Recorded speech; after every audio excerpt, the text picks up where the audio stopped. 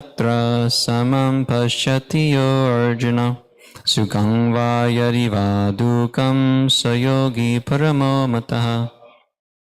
Translation. He is a perfect yogi who, by comparison to his own self, sees the true equality of all beings, both in their happiness and distress. O Arjuna. Text number 33.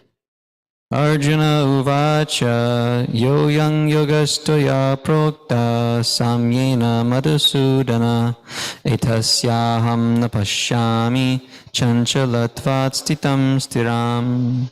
Translation. Arjuna said, O Madhusudana, the system of yoga which you have summarized appears impractical and undurable to me, for the mind is restless and unsteady.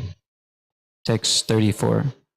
Chanchalam hi mana Krishna pramati balavadridham tasyaham nigraham manye ayor eva sadushkaram. Translation.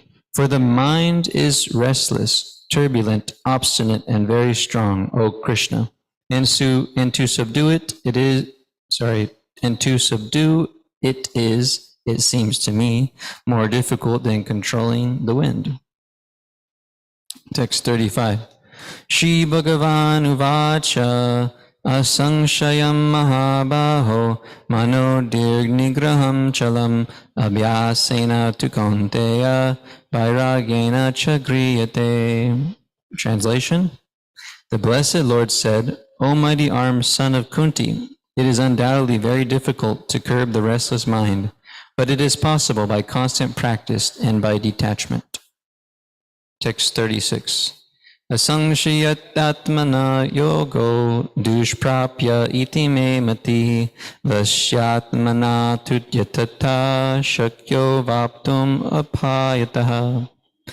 Translation. For one whose mind is unbridled, self-realization is difficult work. But he whose mind is controlled and who strives by right means is assured of success. That is my opinion. Text 37. Arjuna uvacha ayati shadayopeto yogachalita manasa aprapya yoga sangsidhim kam gatim Krishna gachati. Krishna, the word Krishna is there. Arjuna said, what is the destination of the man of faith who does not persevere, who in the beginning takes the process of self-realization, but who later desists due to worldly mindedness and thus does not attain perfection in mysticism? Text 38.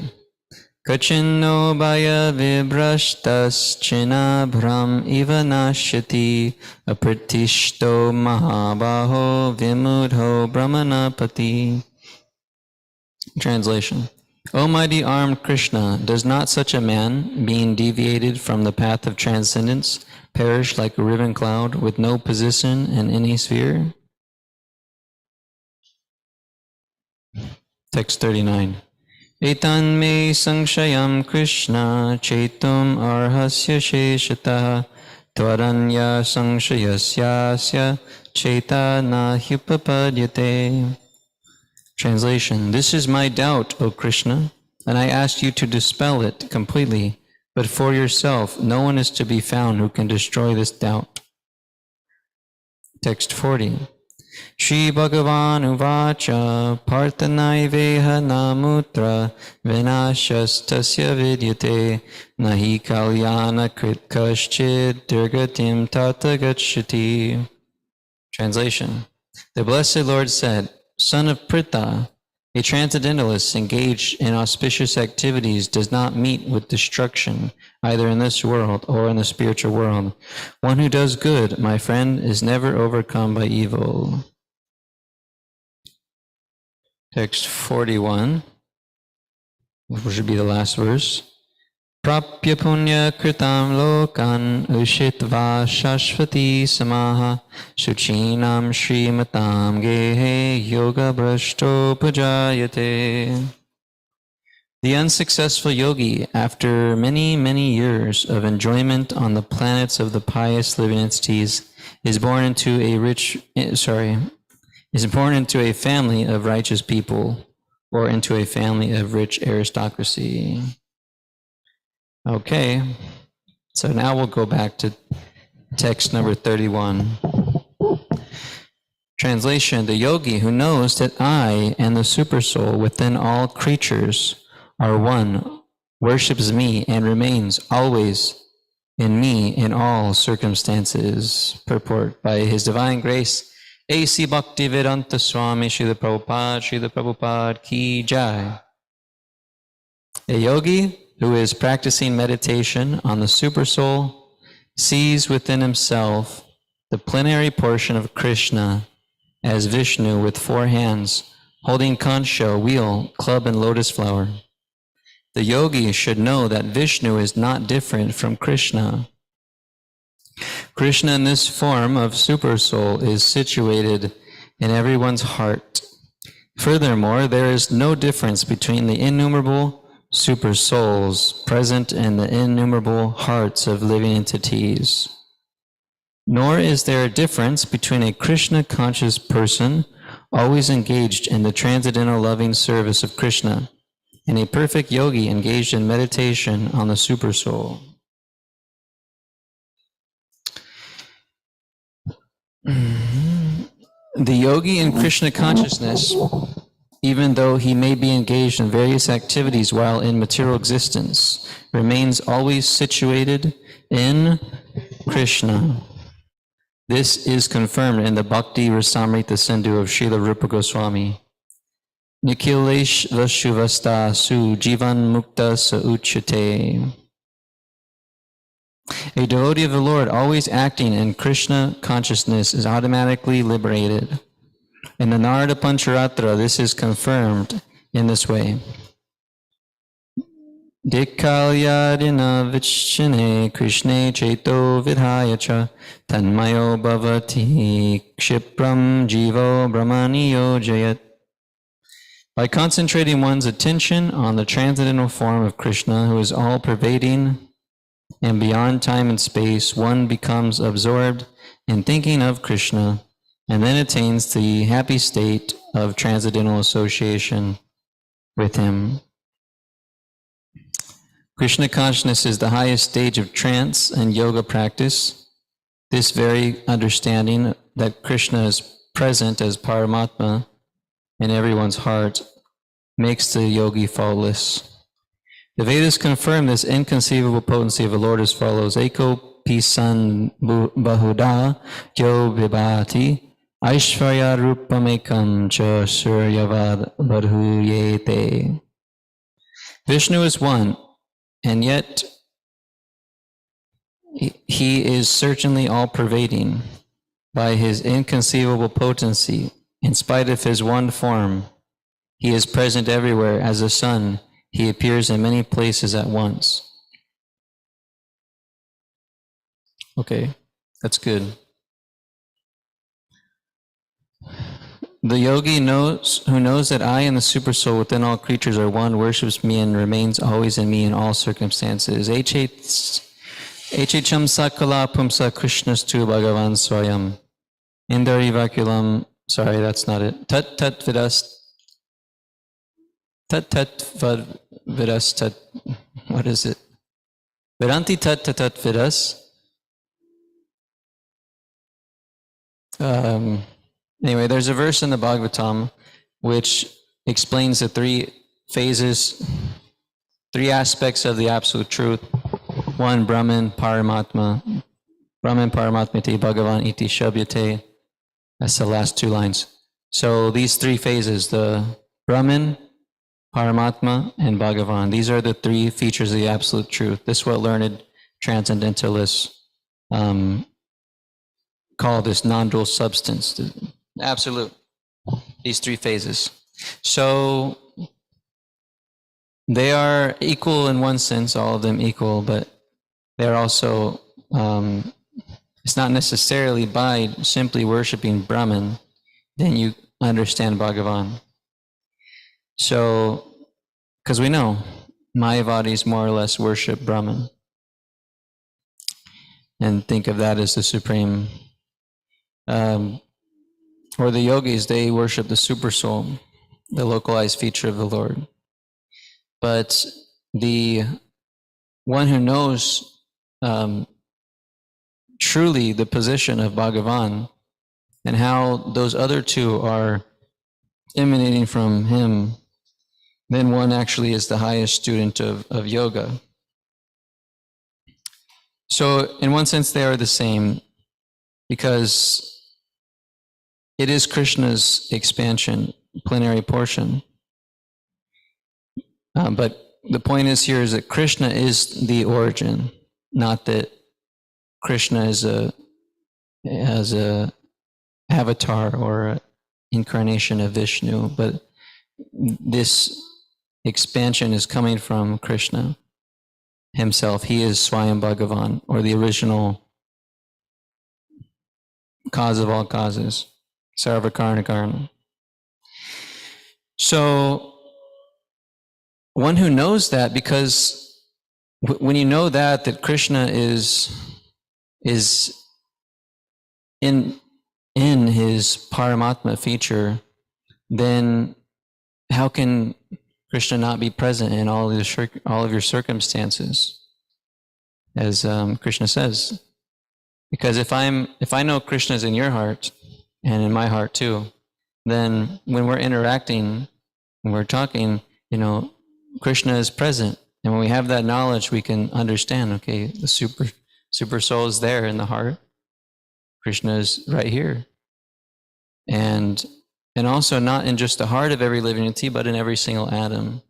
Krishna is manifested as Kshirodakashaya Vishnu in every atom.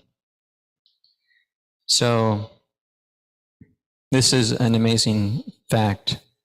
So this one devotee who I first met at this festival, he was given a class and he was talking about these three features of the absolute truth in between kirtans. he put in some philosophy. But he was saying, his analogy was, so the super soul is what explains, okay, why did this rock, if you have like an earthquake, why did this rock move at this time and this plate, whatever, how did it exactly form this effect, this product? And he was saying that the super soul is dictating all those things. So the Lord is there, present in every single circumstance through his expansions.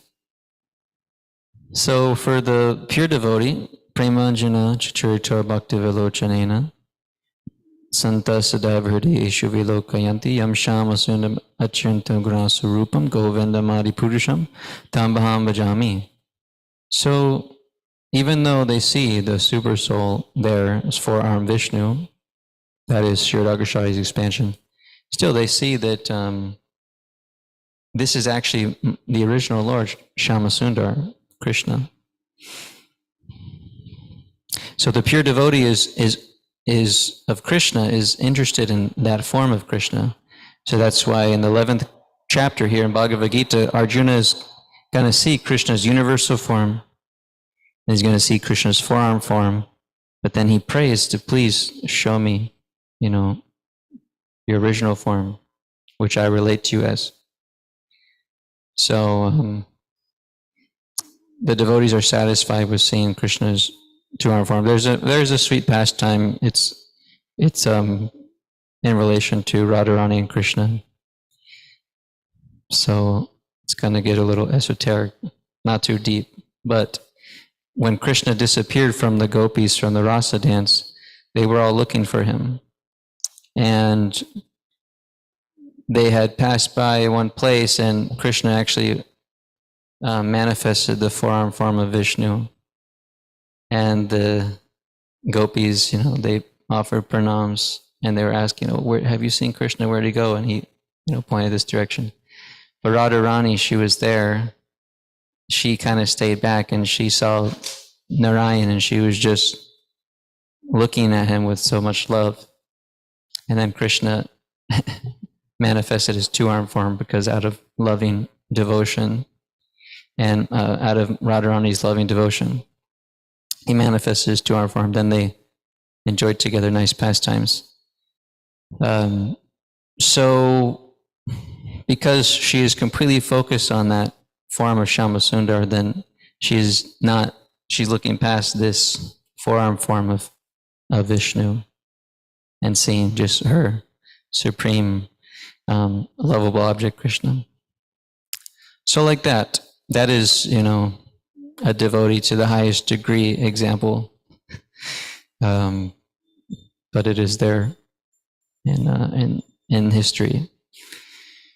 So some points here in this purport. There was one point I wanted to speak about, that on the transcendental Krishna consciousness is the highest stage of trance and yoga practice. So, yoginam api sarvesham. We'll hear this in the last verse of this chapter, spoiler alert, that the bhakti yogi is the highest yogi. So that means that they're highest in all categories in realization.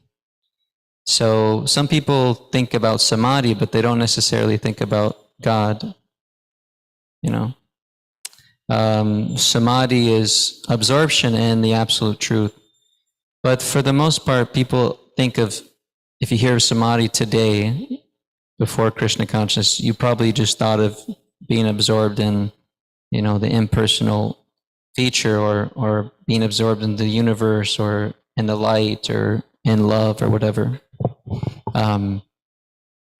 But actually, being absorbed in samadhi is actually being absorbed in thoughts of Krishna and things everything in relation to Krishna. And that is samadhi. So Prabhupada spoke about devotional service as being practical samadhi, and particularly he spoke about distributing books.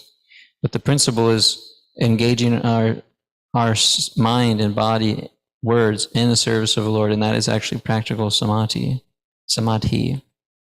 Being completely absorbed. And in the beginning stage of devotional service, sometimes we're absorbed, sometimes we're not.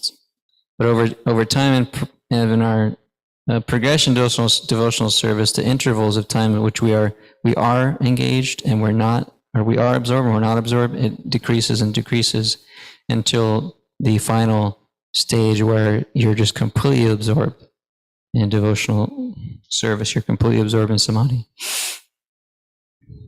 in Krishna. And that is what all these great personalities are saying. This is where it's at. This is the place to be. Samadhi is the place to be.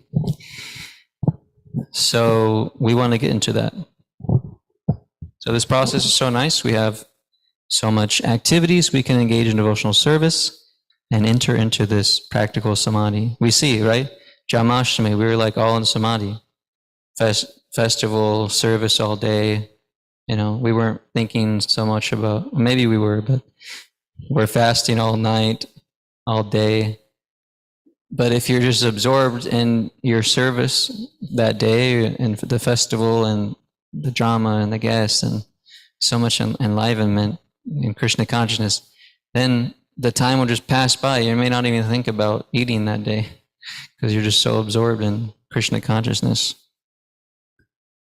Of course, it's Krishna conscious to take prasadam, but the point is that by being practically absorbed in samadhi or devotional service, then we may forget about bodily maintenance things because we're just so much involved in the various activities of devotional service that is not taking prasadam. So it's a matter of time, and in the process, following the process, it works. It's just a matter of time before you get more and more into this absorption in the Lord's service. And why do we want absorption? Well, that is ultimately, it pleases Krishna, and that is the highest motivation. But for us, we're pleasure seeking, so it gives us pleasure. it gives us satisfaction, haikati pratiyata, that basically means being in samadhi, always absorbent, unmotivated, uninterrupted devotional service. Sorry, can we turn on this fan again? Or one of these fans? Thank you. Yes. So that is a few points about this verse. If there's a comment or question, we can take that now. Otherwise, we can go on to the next.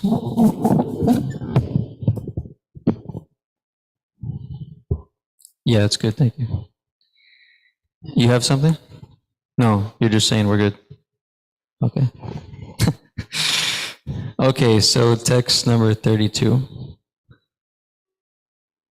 He is a perfect yogi who, by comparison to his own self, sees the true equality of all beings, both in their happiness and distress, O Arjuna. So this is it's a nice meditation. Nice thing to reflect on. So we'll read this purport here. One who is Krishna conscious is a perfect yogi. He is aware of everyone's happiness and distress by dint of his own personal experience. The cause of the distress of a living entity is forgetfulness of his relationship with God, and the cause of happiness is knowing Krishna to be the supreme enjoyer of all the activities of the human being. Krishna is the proprietor of all lands and planets. The perfect yogi is the sincerest friend of all living entities. He knows that the living entity who is conditioned by the modes of nature, material nature, is subjected to the threefold material miseries due to forgetfulness of his relationship with Krishna. Because one is in Krishna consciousness is happy, he tries to distribute the knowledge of Krishna everywhere. Since the perfect yogi tries to broadcast the importance of becoming Krishna conscious, he is the best philanthropist in the world, and he is the dearest servitor of the Lord. Na tasmat kaschid me priyakrit tamaha. In other words, a devotee of the Lord always looks to the welfare of all living entities, and in this way he is factually the friend of everyone. He is the best yogi because he does not desire perfection in yoga for his personal benefit, but tries for others also. He does not envy his fellow living entities. He is a contrast between a pure devotee of the Lord and a yogi interested only in his personal elevation. The yogi who has withdrawn to a secluded place in order to meditate perfectly may not be as perfect as a devotee who is trying his best to turn every man toward Krishna consciousness. So, yeah, it is a nice verse to meditate on, to think about. The perfect yogi, by comparison to his own self, sees the true equality of all beings, both in their happiness and distress.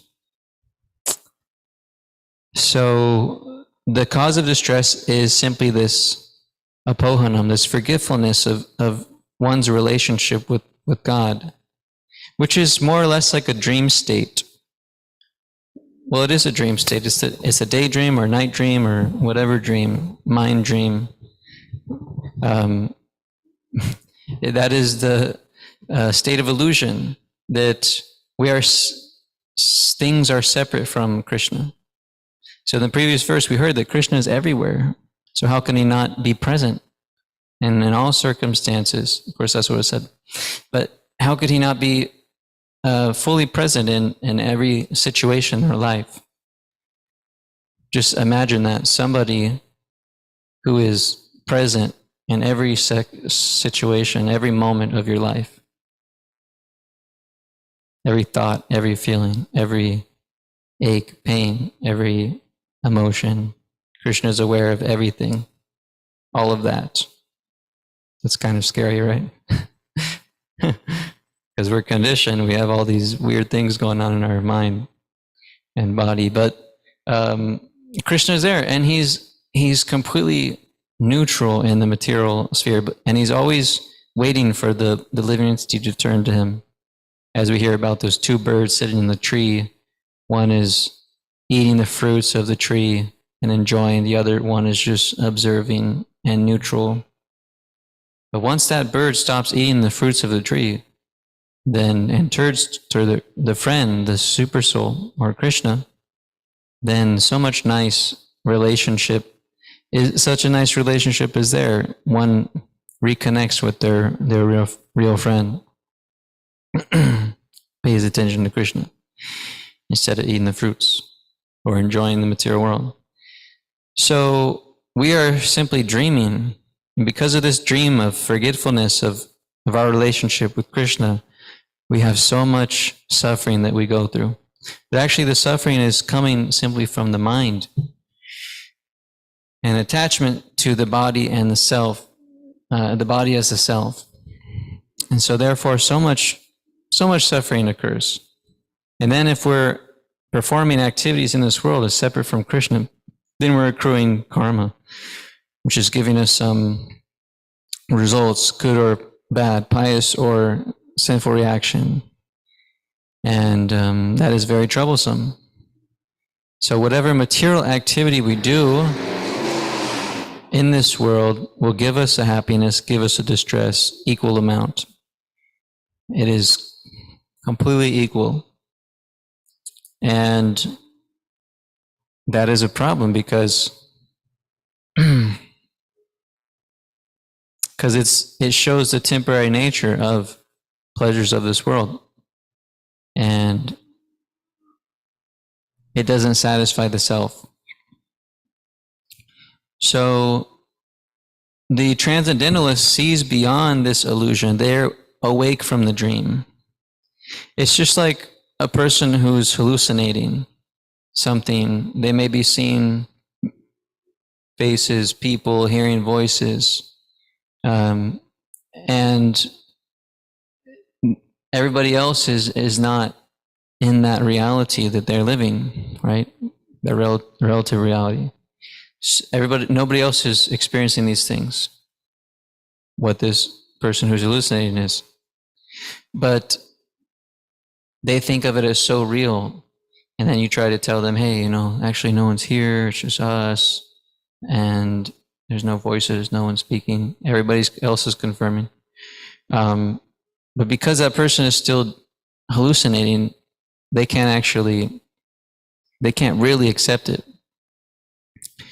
So only when the drug wears off or they take medication that helps with this imbalance of substances in the brain, then one can see clearly and know that, yeah, there's actually nobody here. So the people that are confirming that there's nothing here, this is the devotees, and they see that if this person simply just wakes up or just is able to stop this hallucination, then they'll actually become free from their anxiety and their distress. So that is a graphic example, but it's like that. The devotees, they see the suffering of a living entity in the realm of karma, and they simply want to just try to help them get out of that, because they know that that's actually what will make them happy and free from the distress of this material world. So, are we there? Are we like that? No? Are we still dreaming? Yes, we're still dreaming. We're still forgetting Krishna. So that's why we're here in the material world still. And but gradually we're remembering Krishna through the performance of devotional service and this process of bhakti yoga. We're remembering Krishna more. So Shravanam Kirtanam. We hear and chant about Krishna, and then Smaranam comes. Then we remember Krishna. So we want to be always consistently performing those processes of devotional service, hearing and chanting about Krishna. And then we will remember Krishna. And we serve Krishna. We remember Krishna. Srila Prabhupada, in a lecture to one of these verses, I can't remember exactly which one it was, but he was explaining one of these 6 chapter verses. He was just saying, just don't be lost to Krishna. Whatever you do, just don't be lost to Krishna. So, because we can't ever be lost Krishna is never lost, right? Krishna can never not be there for us, because he's more or less like married the jiva soul and the super soul. He's just always there. In all of existence, in the spiritual world, he's there always, and in the material world, he's there as a super soul. So he's there with us at every second, every moment of our existence, and has been with us, and will be with us. So why not figure out who that is? Try to understand, reawaken that relationship. I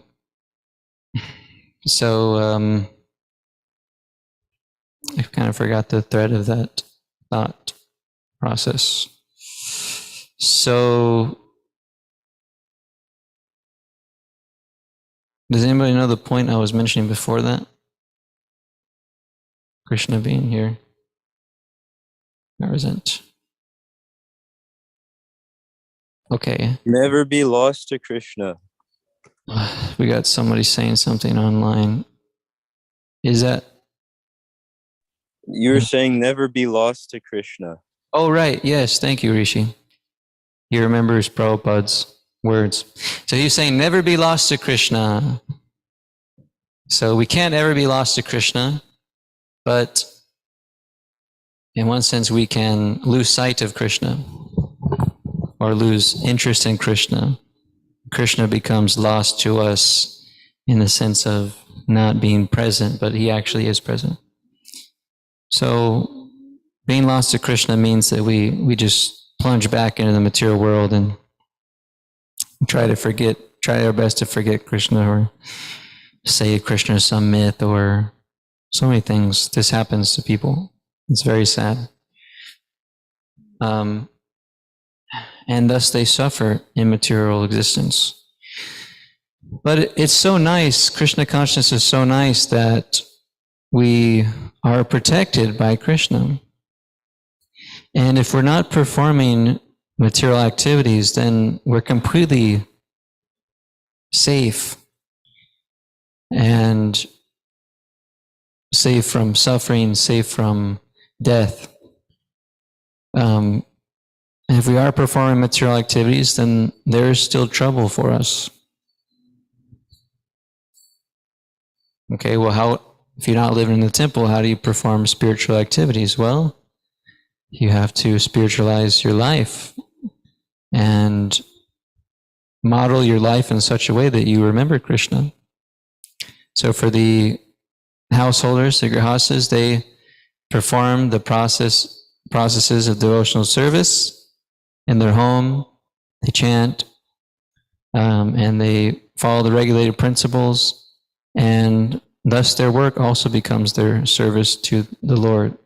There becomes their part of their duties, part of their dharma that they perform to advance in devotional service. So it is possible, it is difficult, but it is possible to, in every circumstance, spiritualize your activities. Of course, the first step is just taking Krishna prasadam, offering your food to Krishna. And once you're there, it's very easy to make advancement, because it's a very easy process. But it takes some conviction that taking only prasadam is good. And why is it only good? Because we're going to get karma if we take things that aren't offered to Krishna. Okay, so never be lost to Krishna. I was remembering there was a devotee who was speaking. He was trying to forget about Krishna. He became a devotee, and then for whatever reason he left devotional service. He just wanted to forget about Krishna. He was saying that he was in a movie theater watching a movie, and somehow or other, like, Krishna was there in the movie. He showed up in the movie. And then he was just, and it was like experience one after the other like that. And he was just like, so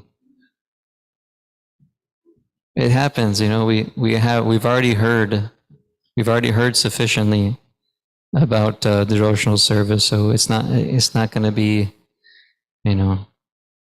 it's not going to be all it's not going to be ignorance is bliss back in the material world. It's going to be rough, more rough than it was, because now we have knowledge about what is right and wrong. And now will always haunt us if haunt our consciousness. Like I remember I was performing activities, sinful activities, and in the back of my mind or my intelligence, there's always this kind of, well, when I started doing meditation, yoga daily, then that voice became a little more like clear. So then I was experiencing that voice more prominently by slowing down the mind and not intoxicating. And whenever I would perform sinful activities, I would feel guilty. It's like, oh, but I couldn't understand why. I couldn't understand why I was feeling guilty, but I was. And I knew that what I'm doing there must not be something good about this. But I didn't know exactly why. I didn't have clear knowledge.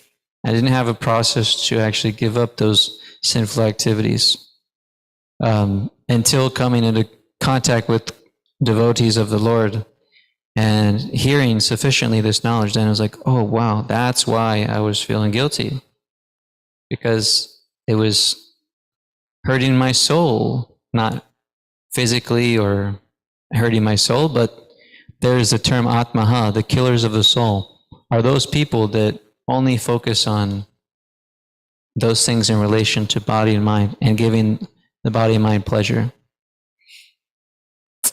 And they are killing the soul, meaning they are burying the knowledge of the soul deeper and deeper and deeper, putting themselves more into more and more nescience or ignorance. So after sufficiently hearing the instructions of Krishna through the parampara, through the disciple succession, then we clearly understand what is right and wrong. And trying to enjoy this material world will be more the lesson to be learned through that desire, and trying to fulfill that will be more prominent in your mind. Of course, if you really want to forget Krishna, he might help you. He might empower you to forget him. But for the most part, it is stated that Krishna will drag us back to Godhead. He may have done that this life too, Some people talk about how they kept trying to enjoy the material world, but Krishna kept putting obstacles in the way. And more or less, we've all kind of experienced that. We were trying to enjoy, but we just couldn't ever get it. We could never get there. Could never feel it really. Until Krishna consciousness then really gave us an experience like, wow, this is it. This is real. This is something tangible. Yes. So, are there any comments or questions on these points or reflections? Walking Rain is always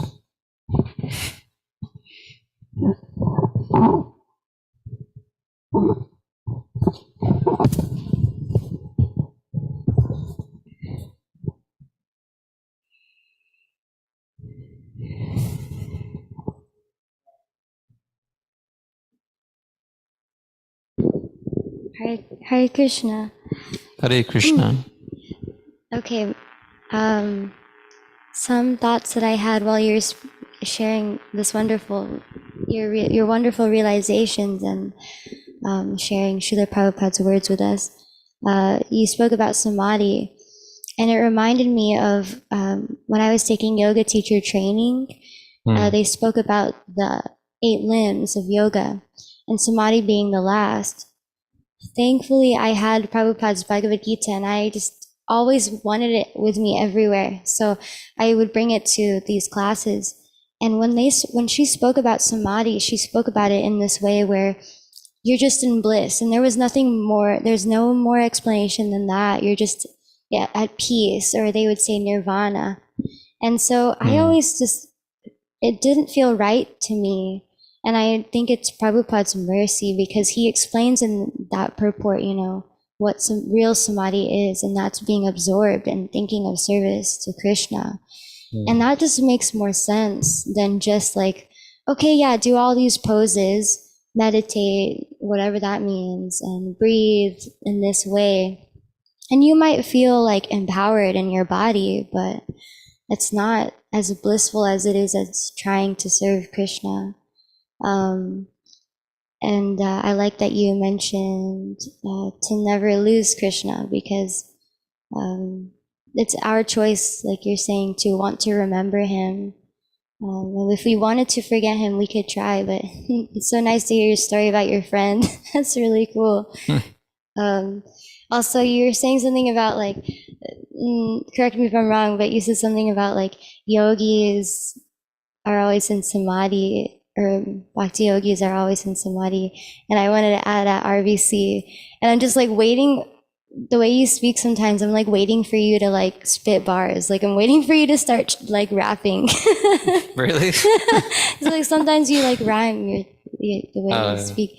So anyways, yeah. Maybe some hidden talent is there. I don't know. Anyways, thank you for Hare Krishna. Thank you, Hare Krishna. Yeah. I was thinking about that.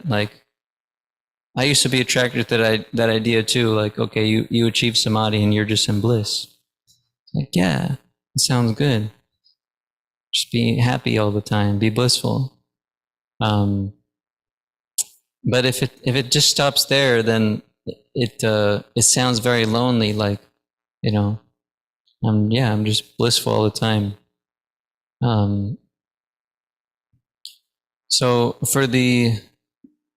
yes, we will be blissful, but we'll be blissful in our love towards Krishna and towards Krishna's devotees, which means everybody basically, but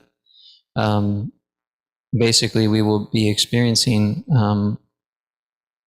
true happiness, because the true happiness comes from loving relationships. And it's one thing to be blissful, but real satisfaction comes by being blissful in relationship, in a loving relationship with others. So that's why the people, they do get blissful, and when they become Brahman realized, we hear that they achieve Brahman, and there is bliss in that. But Srila Rupa Goswami explains that that's just one drop of water in the desert, or it's simply the water containing a hoof print on the ground of a calf, versus the ocean of happiness and devotional service, the ocean of bliss. So it might think we might be thinking I'm not even getting a hoof print of a calf right now. I'm not even getting a hoof print of a calf of bliss. And I think of a whole ocean of bliss. But that's what we have to apply our intelligence and have faith in the acharyas, and see towards the future, towards that experience that we will have eventually. We might get some nice hoof prints along the way, or maybe some ponds, or maybe an ocean. So we have to look forward to that, and we do this pretty much all the time. People do this in the material world. They work very hard for a goal. They may not get much result in the beginning, but then in the end they might land that good job, or that good grade, or they might achieve some success after hard work. Maybe an example is like an Olympian, an athlete Olympian athlete. Is that the right term? An Olympian athlete, they're working so hard, eating like hardly, very regulated, sleeping regulated, everything regulated, so that when they get into that race, and they win, all of that labor was so troublesome, but once they win that medal, then they're like so relieved, so they're utilizing their intelligence for this eventual achievement of their goal. And this is the difference between Shreyas and Preyas. So immediate pleasures versus pleasures which are in the future. We're looking ahead. So we have to look ahead, because in the immediate present, we have our conditioned state of existence. So things are unclear, things are not very clear for us. We're not experiencing the highest states of bliss. But we have to have faith and apply the process, and have faith in the acharyas and the shastra that we will get there eventually. Okay, Dr. Jacob, we'll take this thing, whatever you have, then we can end the class. Hare Krishna, Prabhu. Thanks for your class. Krishna. My question, can I ask a question on a verse that you didn't talk about, that you read though? Yeah, sure. So it's about the mind, where it's chanchalam, Yes. flickering. Yes, it is. And so you were talking, and I was sitting there, and I got all blank-eyed, and was like diving deep into like a memory that I had that was like not a pleasant memory, because you were talking about sinful life, and that led to like a sinful action that I had in my life, and I was, oh my gosh, came out of it, and I was just like freaked out. But I wanted, like, what's our response to that? To those moments, or like training the mind, like to catch when it could be diving deep into that rabbit hole of a past action. So that's my question. Thank you, Prabhu. Yeah. Well,